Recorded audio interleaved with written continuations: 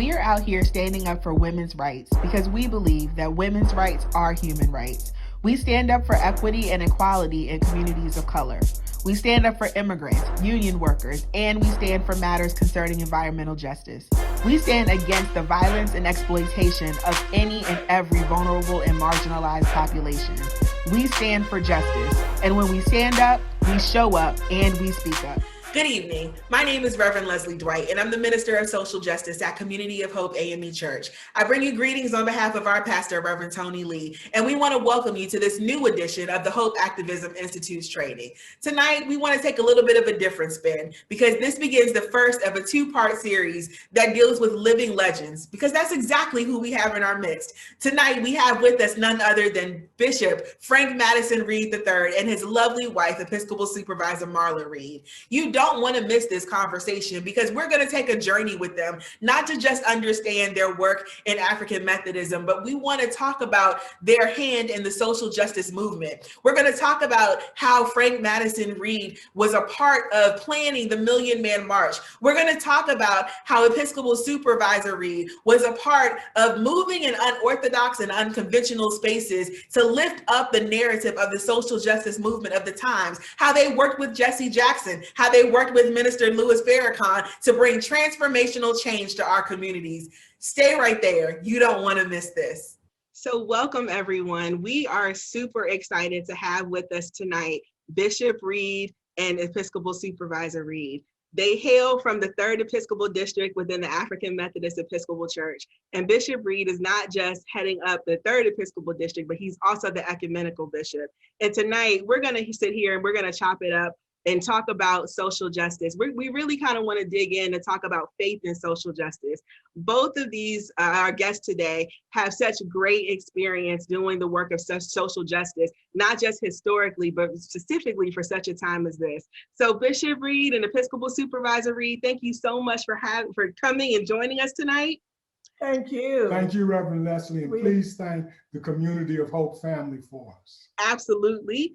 And so we just want to jump right in. Listen, by the time this airs, we will be nearing the end of Black History Month. And I am of the mindset that we don't just have to study Black history, but that we are Black history. And so I just want to hear from you, what is one of your favorite Black history moments that you've had the privilege of being a part of in your lifetime?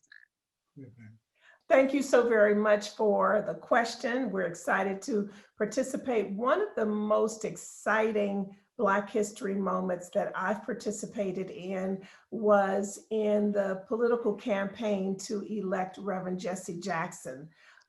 We were active in the campaign and were actually host to the Los Angeles base and hosted him and remain active to help him to win the presidency, the presidential election.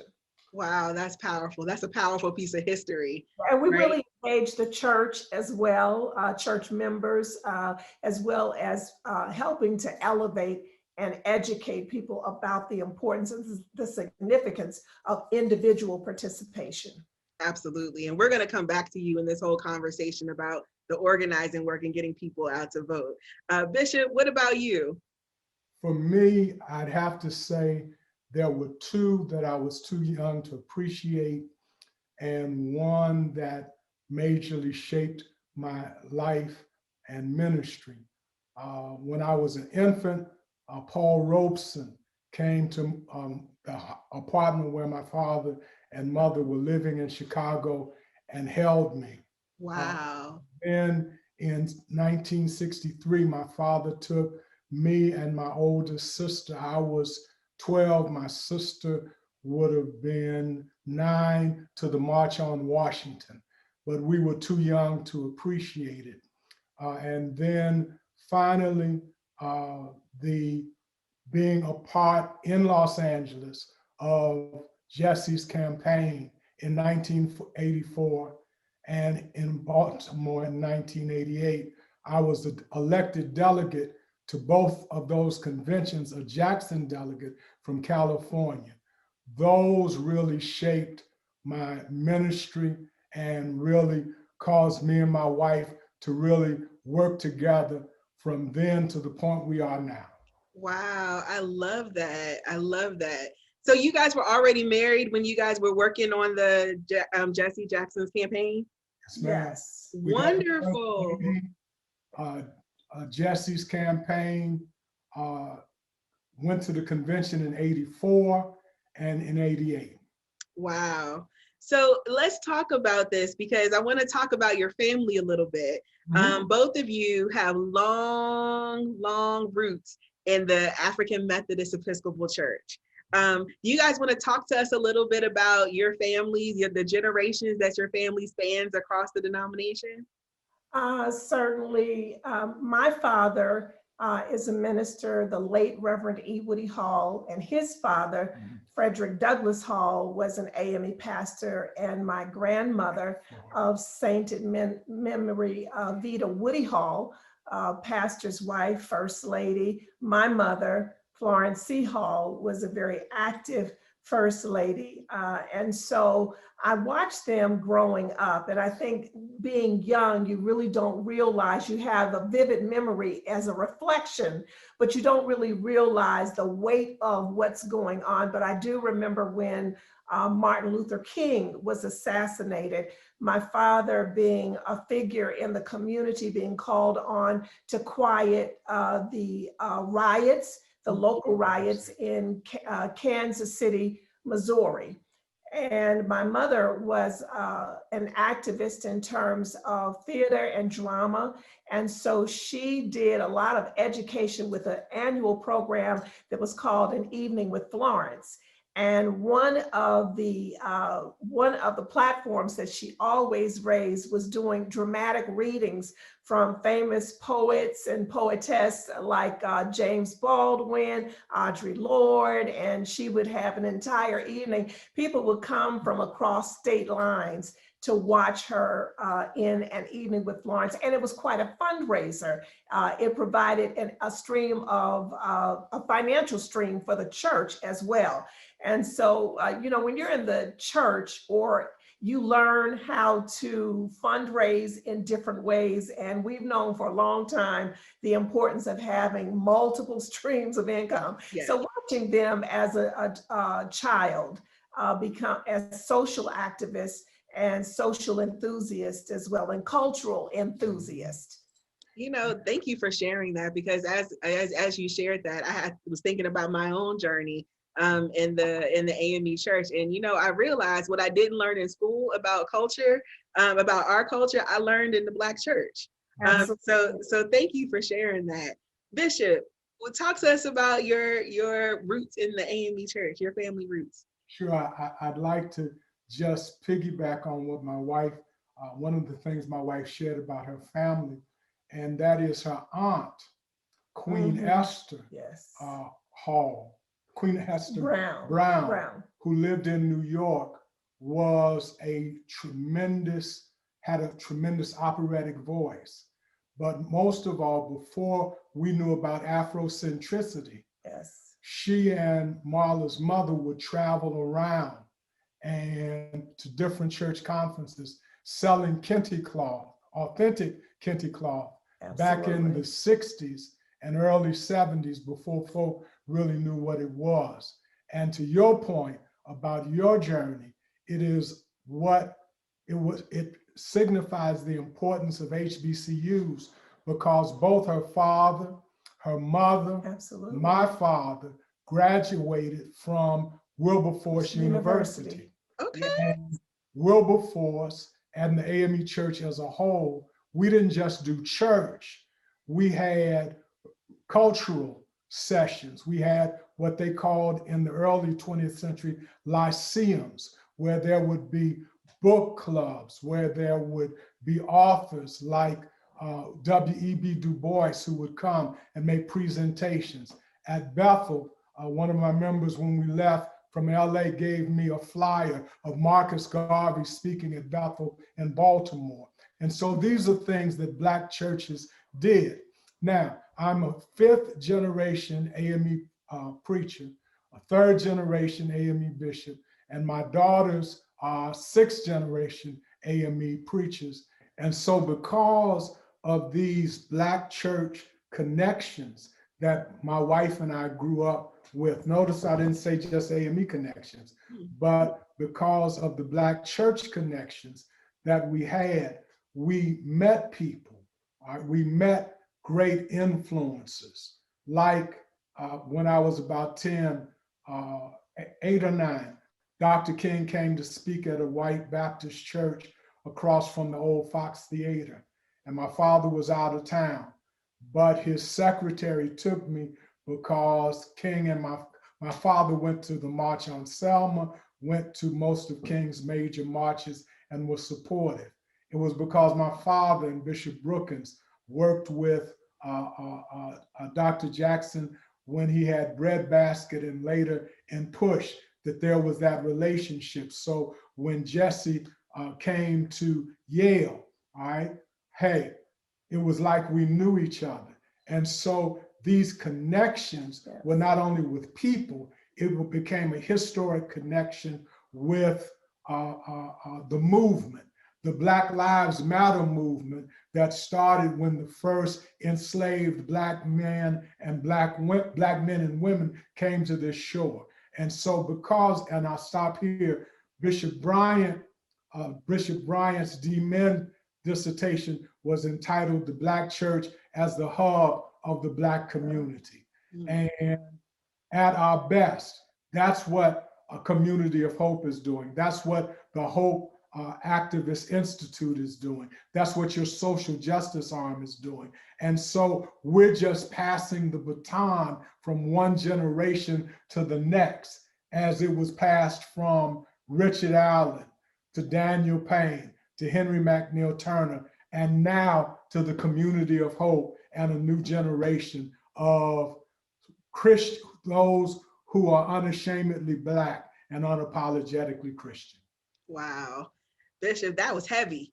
You gave us a charge to be able to run with that, to be able to run with the weight of that you guys have already carried down through the generation. Mm-hmm. Man, I don't know about that, but let's go back to before your preaching years. Can we go back to when you were the founder of the Black Student Union at Yale? I was the initial head of the Afro-American Cultural Center. Okay. I was not there when they organized what we called the BSAY, the Black Student Alliance at Yale, but I was the moderator for a year and a half. The moderator was the president. And I was there at a program called the Yale Transitional Year Program before I got there for 4 years. And that was the year that the Black Panther trial was going on in New Haven. So one of the reasons I decided to stay at Yale as an undergraduate and not go to Harvard or Amherst or Williams where I got in was because of the political nature of Yale and its students. And so people like, these names won't mean much to many folk, Glenn Deschabert, Armstead Robinson. These were some of the initial founders of the BSAY, and they took me in and took me under their wing and trained me in leadership. And I will always owe them for that. So talk to us a little bit about why you did that. I mean, you talked about some of the larger context that was going on in, the world at that time, but specifically you're on a predominantly white Ivy League campus. What was the impetus for you to kind of even get involved in that work, and how did you do it? One of the things that we learned while a diverse multicultural group was in the Yale Transitional Program, while we were there that year, what I saw was a cohesive Black community, African-American community of students who were serious about being students, but were serious about pursuing the empowerment of the Black community. So at the African American Cultural Center, we had a UIC where we tutored inner city children, where Black students at Yale tutored these students. We had not just parties at the house, we called it the house, but we had political forums. And we met with the president, we met with the provost, we met with the dean, and we had the strongest Black studies program at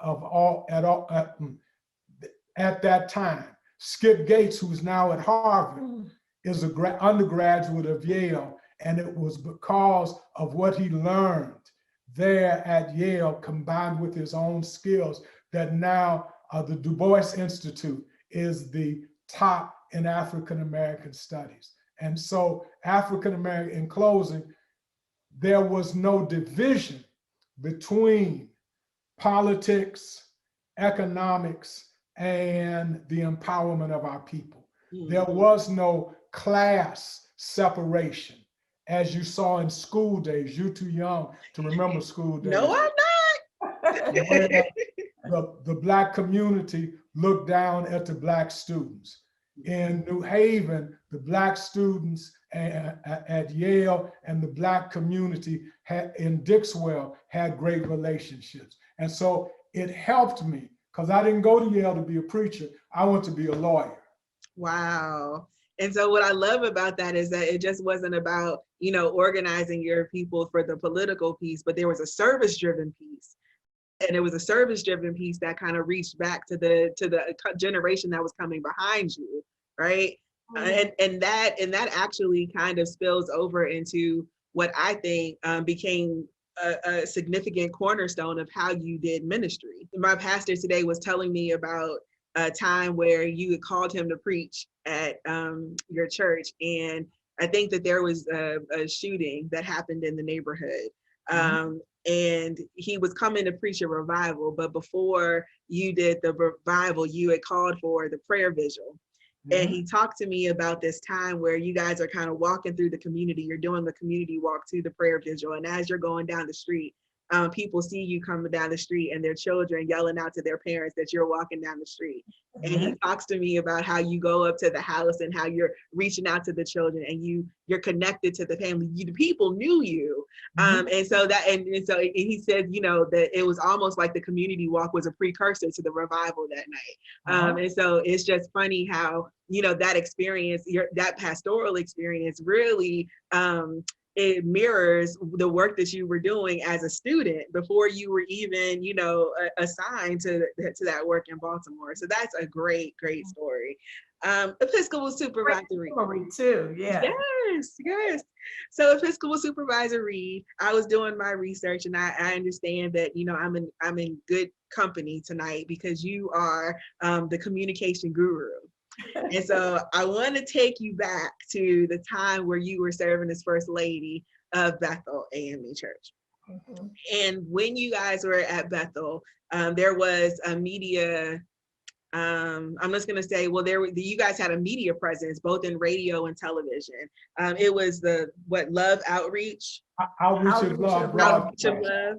And that became a platform that elevated the issues of the African American community. So will you talk to us a little bit about what went into that communication strategy? Because here's what I will tell you, that I was a little girl watching you guys on TV, on cable TV, when I came home, and there were not very many African American churches that were operating in that space at that time. You're right. So what was that strategy, and what kind of doors did that open? Well, thank you so much for elevating that period of our history and outreach. The broadcast was called the Outreach of Love broadcast, and we transitioned from broadcasting locally to, I believe, one of the media execs at BET saw a message and reached out to the stewards and trustees at Bethel at that time, and the door opened for us to go on.